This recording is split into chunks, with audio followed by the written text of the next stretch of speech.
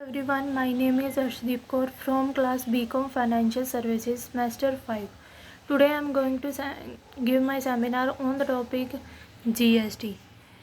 Introduction. Whether it is a uniformity of taxation and a consequent free entire trade or possession of check of jewelry on the crown at a root of prosperity of Britain is deductible, none less of the word of the father. Modern economics on benefit of uniformity of a system taxation cannot be taken too lightly. Before implementation of GST, Indian taxation system has foregone of central, state and local area levies by substituting more than a score of taxes under GST. Road to a harmonized system of indirect tax has been paved, making India an economic union.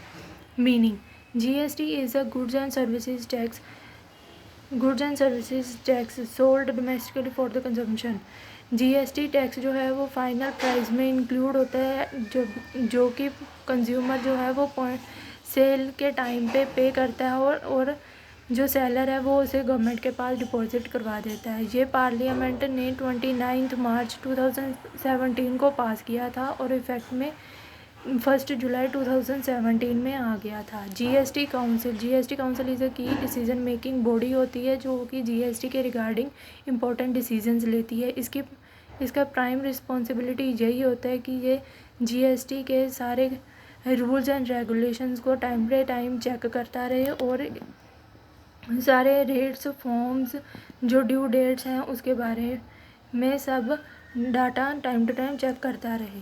Structure of GST जो है उसमें union finance minister जो होता है वो chairman होता है, union ministry of state incharge for finance members होते हैं और मिनिस्ट्री इंचार्ज ऑफ फाइनेंस और any other ministry nominated by each state government वो भी मेंबर्स होते हैं। Components of GST: central goods and services tax CGST, state goods and services tax SGST, integrated goods and services tax IGST.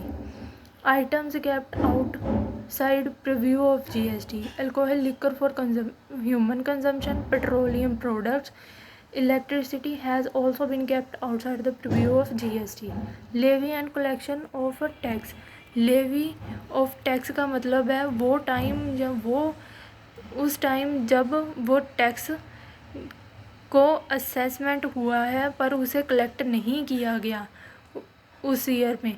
Collection of tax मतलब जब tax हमें मिल गया है, payment हो गई है टैक्स की, तब हो जाती कलेक्शन ऑफ टैक्स होता है।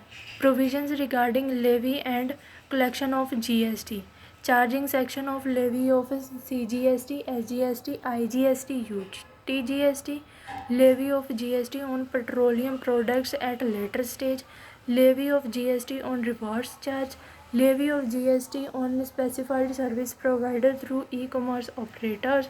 कॉम्पोजिशन स्कीम जो है वो जीएसटी में एक ऑप्शनल स्कीम है जो कि सिर्फ एलिजिबल पर्सनस के लिए ही होती है और उन्हें एक फिक्स्ड परसेंटेज जो है अपनी टर्नओवर का वो पे करना होता है। ये सिर्फ स्मॉल टैक्स पेयर्स के लिए होती है। बेनिफिट्स क्या है? reduce tax liability, lesser compliance, higher liquidity, simple annual return. Reasons not eligible for composition scheme: इस स्कीम में वही लोग आते हैं जिनकी जो फाइनेंशियल ईयर है उसमें उसकी 1.5 करोड़ से इंक्रीज़ नहीं करती उनकी financial turnover.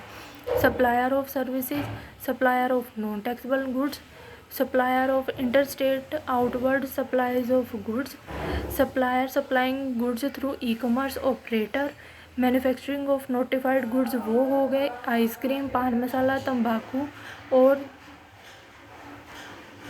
Need for registration in GST. जो भी कोई सेलर है गुड्स और सर्विसेज का उसे कंपलसरी है कि वो अपनी रजिस्ट्रेशन करवाए जीएसटी में ताकि उसे इनपुट टैक्स क्रेडिट मिल सके और अपना टैक्स जो है वो गवर्नमेंट को भी पे कर सके। How GST is paid: GST जो है वो एक जीएसटी कॉमन पोर्टल पे की जाती है GST payment deposited in electronic cash ledger through challan generation and deposit of same through designated banks. Utilization of input tax credit in electronic cash ledger credit on the basis of return of inward supplies. Person liable to the registration, हर कोई liable है register करवाने के लिए जिनकी turnover exceed हो जाती है 40 लाख से और 20 लाख से। 40 लाख उन स्टेट्स के लिए, स्पेशल कैटेगरी स्टेट्स के लिए जैसे कि असम, HP और जम्मू कश्मीर, और उन स्पेशल कैटेगरीज़ की थ्रेश होल्ड लिमिट है 10 लाख गुड्स और सर्विसेज के लिए भी। अगर वो 10 लाख से एक्सीड करके 20 लाख तक आ जाती है तो वो एलिजिबल नहीं होते। वो person making a interstate taxable supply of goods, casual taxable person making a supply other than handicraft goods, person required to pay tax under reverse charge, person who are ecommerce operator of specified goods and services, e-commerce operator required to collect tax on supplies made through them. Other e-commerce operators, input service distributor, person registered under existing law. Taxable पर event under GST में taxable event supplies होता है। Supply किसी भी goods और services की, such as sale, transfer, barter, exchange, rental, lease और disposal, agreed to be made for a consideration by a person in course or furtherance of a business. Returns required to be submitted in GST. Monthly details of outward supplies of taxable goods and services affected. Monthly details of inward supplies of goods and services claimed by input tax credit. Monthly return on a basis of finalized of details of outward supplies and inward supplies along with the payment of amount of tax. Annual return of compounded taxable person, annual return for resident foreign taxable person, return for input service provider, return for authorized deducting tax at source, details of supplies affected through e-commerce operator and amount of tax collected, annual return on the cancellation of the registration. E-way bills under GST, e-way bills वो होते हैं जो electronic वे से bills बनाए जाते हैं movement of goods and services e way bill portal से।